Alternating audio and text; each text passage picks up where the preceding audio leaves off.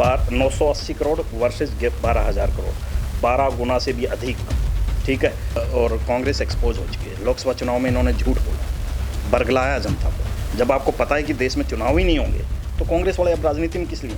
उनको राजनीति छोड़ देनी चाहिए। कांग्रेस पार्टी तो कहीं रही नहीं, कांग्रेस पार्टी है नहीं, यहाँ पे धड़े बने हुए हैं। जनता पार्टी ने तीसरी बार केंद्र में सरकार, आदरणीय प्रधानमंत्री नरेंद्र भाई मोदी जी के नेतृत्व में तीसरी बार सरकार बनाई। और हरियाणा में एक ट्रेंड रहा है, हरियाणा अपने आसपास के प्रदेशों से, दूसरे प्रदेशों से काफ़ी आगे भी है।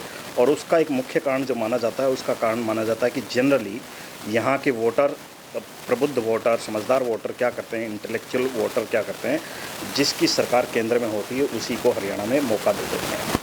तो उस सिस्टम को समझिए, उस प्रणाली के तहत समझिए, या फिर भाजपा की अपनी परफॉर्मेंस के बेसिस पे पिछले 10 साल में जो काम प्रदेश में और देश में माननीय प्रधानमंत्री जी के नेतृत्व में, मनोहर लाल खट्टर जी के और अब नायब सैनी जी के नेतृत्व में जो हुए हैं, उनके दम पर हम चुनाव मैदान में जाने वाले हैं, जाएंगे।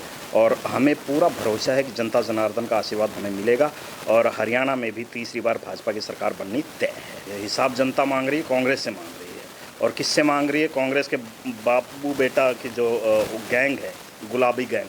कांग्रेस पार्टी तो कहीं रही नहीं, कांग्रेस पार्टी है नहीं, यहाँ पे धड़े बने हुए हैं। और उन धड़ों में भी बाबू बेटा का जो गुलाबी गैंग है वो हावी है। उन्होंने अपनों को नहीं बख्शा, उन्होंने अपने प्रदेश अध्यक्ष पर लाठियाँ चलवाई। जनता हिसाब मांग रही है कि एक टाइम होता था जब किसानों को 2 और 3 रुपए के चेक मिलते थे, उनका हिसाब मांग रही है। जनता मांग रही है हिसाब की हज़ारों एकड़ जो ज़मीनें पूंजीपतियों को दे दी गई, उसका हिसाब मांग रही है। जनता कह रही है कि एक तरफ तो हरियाणा में हुड्डा की सरकार के टाइम में 10 सालों में 980 करोड़ रुपए किसानों को मुआवजा दिया गया, दूसरी तरफ भारतीय जनता पार्टी की 10 साल की सरकार ने 12,000 करोड़ रुपए का मुआवजा दिया। 980 करोड़ वर्सेस 12,000 करोड़, 12 गुना से भी अधिक। ठीक है। और कांग्रेस कोई एक प्रदेश बताए, कांग्रेस शासित प्रदेश, जहाँ पे 14 से अधिक फसलों पर एमएसपी, 14 से अधिक फसलों पर पहले एमएसपी दिया जाता था, अब घोषणा हो चुकी 24 फसलों पर एमएसपी देंगे, या फिर किसान जो भी फसल पैदा कर लेगा उस पर सब पे एमएसपी देंगे।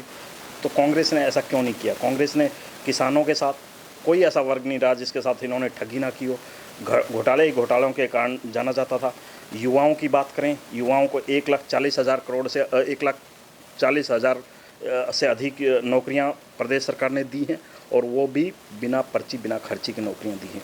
दूसरी तरफ प्रदेश का युवा भूला नहीं है वो समय, जो अगर एक चपरासी भी लगना होता था वो भी कैसे नौकरियां लगती थी, पर्ची से और खर्ची से।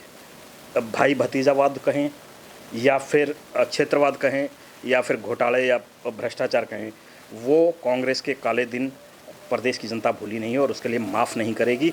तो हिसाब तो जनता कांग्रेस से मांग रही है, और कांग्रेस को चाहिए कि भारतीय जनता पार्टी हिसाब मांगने के बजाय अपना हिसाब दें, प्रदेश की जनता को बताएं कि जब केवल एक रोहतक तक ही सीमित रह जाता था और दूसरी तरफ यहाँ ना भाई भतीजावाद हुआ, ना कोई पार्शियलिटी नहीं हुई, सभी ज़िलों में बराबर का विकास हुआ है, तो हिसाब कांग्रेस को देना होगा।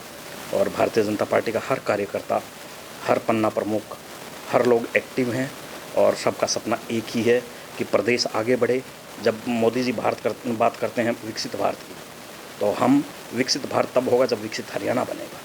तो विकसित हरियाणा बनाने के लिए तीसरी बार प्रदेश में भाजपा की सरकार लाना जरूरी है। अदरवाइज़ तो क्या होगा, अगर मान लो प्रदेश में, जैसे कि आपने कहा कि कांग्रेस की अगर सरकार आ गई, तो देश की जनता को, प्रदेश की जनता को वो समय याद है जब देश के प्रधानमंत्री ने, स्वर्गीय प्रधानमंत्री ने कहा था कि 1 रुपया केंद्र से पहुंचता है तो ग्राउंड पर पहुंचते पहुंचते 15 पैसे रह जाते हैं। तो अब प्रदेश की जनता वो नहीं चाहेगी कि ऊपर से माननीय प्रधानमंत्री जी, मोदी जी पैसा भेजें, केंद्र सरकार पैसा भेजे और हरियाणा के धरातल पर पहुंचते पहुंचते वो 15% रह जाए। वो दिन हरियाणा की जनता नहीं देखना चाहेगी। और कांग्रेस एक्सपोज हो चुकी है। लोकसभा चुनाव में इन्होंने झूठ बोला, बरगलाया जनता को। और अब जनता जो इन्होंने झूठ बोला, टकाटक, खटाखट और पता नहीं क्या क्या, संविधान ख़त्म कर देंगे। इन्होंने कहा कि अगर तीसरी बार मोदी जी प्रधानमंत्री बन गए तो चुनाव नहीं होंगे। तो मैं तो जिस दिन चुनाव हो गया और जिस दिन माननीय प्रधानमंत्री जी ने शपथ ले ली, उस दिन से पूछ रहा हूँ कांग्रेस वालों से, अगर आपने सच्चे दिल से, सही दिल से ये कहा था कि अगर प्रधानमंत्री मोदी जी तीसरी बार प्रधानमंत्री बन गए तो इस देश में चुनाव नहीं होंगे, तो आपको राजनीति से संन्यास लेना चाहिए। जब आपको पता है कि देश में चुनाव ही नहीं होंगे तो कांग्रेस वाले अब राजनीति में किस लिए? उनको राजनीति छोड़ देनी चाहिए। ठीक है। तो वो भी जानते हैं, देश की जनता भी समझ चुकी है। जो ये कहा गया कि चुनाव नहीं होंगे, संविधान खत्म हो जाएगा, आरक्षण खत्म हो जाएगा, ये सब झूठ थी। उनके झूठ के दम पे प्रदेश में वो 10 में से 5 सीटें लेने में कामयाब हुए, और अब उसका बदला, उस झूठ का बदला विधानसभा चुनाव में प्रदेश का वोटर लेगा, और चुन चुन के, गिन गिन के उनका हिसाब लेगा, और इसका फ़ायदा भारतीय जनता पार्टी को होगा। और प्रदेश में अपने दम पर, बिना किसी दूसरे की सपोर्ट के, भाजपा की सरकार बनी, सरकार थी, और फिर 2014 से 24 तक भाजपा की प्रदेश में सरकार है। अब परफॉर्मेंस के बेसिस पे वोटर वोट देगा। जैसे कि मैंने पहले बोला कि केंद्र में जिसकी सरकार है उसको एक एडवांटेज, फ़ायदा मिलता है। और भी बहुत से, अगर मैं गुड़गांव की बात करूँ, हमारे यहाँ द्वारका एक्सप्रेसवे बना, बहुत शानदार, इंडिया का one of the best road बना हुआ। सोहना का एलिवेटेड रोड हो, केएमपी रोड हो, या फिर बहुत से ऐसे प्रोजेक्ट हैं जो पूरे प्रदेश में गिनाए जा सकते हैं। नौकरियां देने का मामला हो, किसानों को मुआवजे का मामला हो, एमएसपी का हो, और अभी रिसेंटली घोषणा की गई कि गरीबों को 500 रुपये में सिलेंडर दिया जाएगा।